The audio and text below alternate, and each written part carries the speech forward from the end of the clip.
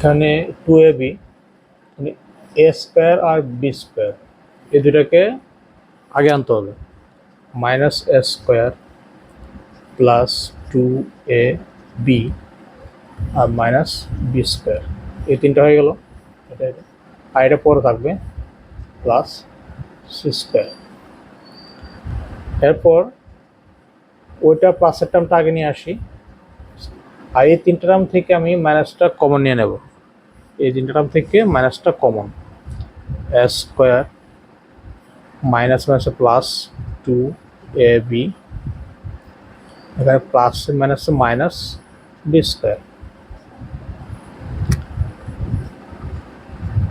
ভিতরে ফর্মুলা পড়ে যাবে a square minus 2b plus b square, a minus b whole square.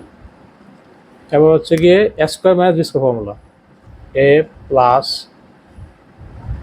b,